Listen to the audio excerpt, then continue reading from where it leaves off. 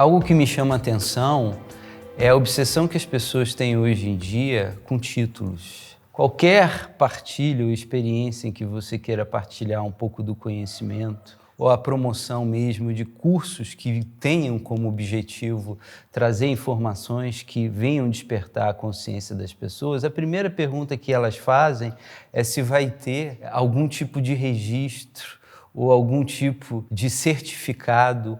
Então, eu fico muito espantado ao ver como que as pessoas hoje, elas se vinculam ao conhecimento única e exclusivamente quase que do ponto de vista de um papel. Essa questão da formalização de documentos, de títulos, é uma questão que trouxe um certo emburrecimento para a civilização humana moderna. Quando a gente olha para a antiguidade clássica, o homem que se iniciava na aventura do conhecimento ou da sabedoria, e aí podemos começar com a escola pitagórica, pois foi Pitágoras, o primeiro filósofo que conseguiu definir o que é a filosofia, o que é o filósofo, dizendo que a filosofia é um amor à sabedoria e o filósofo, portanto, é um amante da sabedoria e que por isso se compromete ao longo da sua vida a desenvolver-se. Então, dentro da escola pitagórica se inicia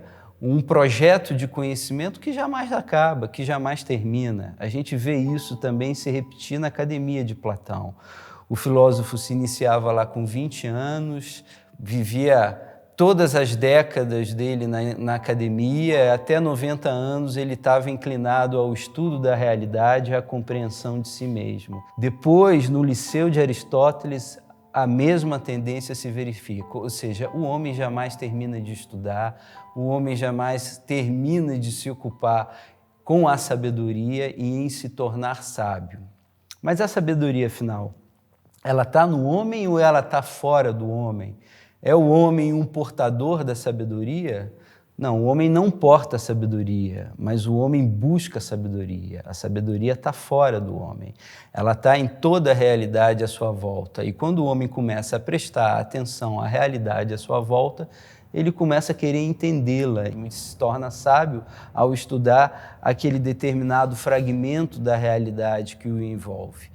Ocorre que há uma ruptura desse processo. O homem começa a declinar em termos da sua experiência de inteligir a realidade à sua volta em torno do século XIV. As primeiras universidades que surgiram na Europa foram a Universidade de Bolonha, na Itália, a de Oxford, na Inglaterra, e a de Paris. Na Universidade de Paris se institui, num determinado momento, o chamado diploma.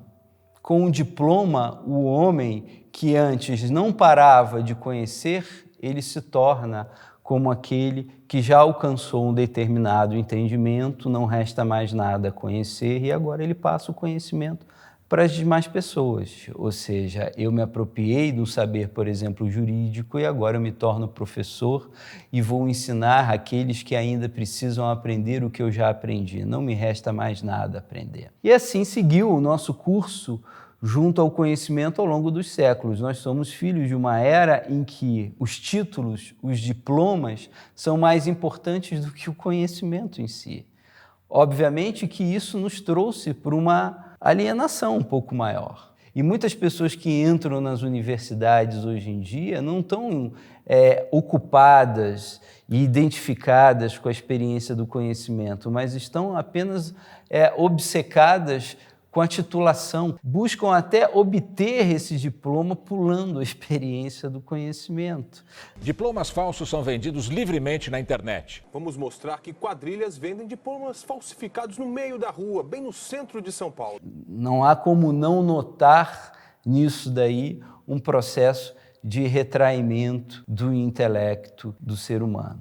Mas na minha experiência, eu acredito que na experiência de muitas outras pessoas, a vida do conhecer e do compreender se tornou muito mais interessante. Depois que eu fiz todas as minhas formações, depois que eu fiz a minha formação universitária, depois que eu fiz os meus cursos de especialização, depois que eu fiz curso de titulação stricto sensu e mestrado, por exemplo, porque aí eu pude ler o que eu queria ler, eu pude assimilar o que eu queria assimilar e o meu estudo não passou a ser mais um estudo mediado pelo ambiente acadêmico, que é um ambiente ideológico e ortodoxo, que determina aqueles autores que eu devo consumir ou estudar ou entender. Portanto, hoje eu entendo que a formação informal ou a agenda informal da experiência intelectual de todos nós, ela é muito mais interessante. E quando você aprende a amadurecer para ela e desenvolver junto a ela uma agenda interna em que você se ocupa em leituras que lhe sejam pertinentes e importantes, você começa a verificar um enriquecimento da sua pessoa de uma perspectiva muito mais ampla.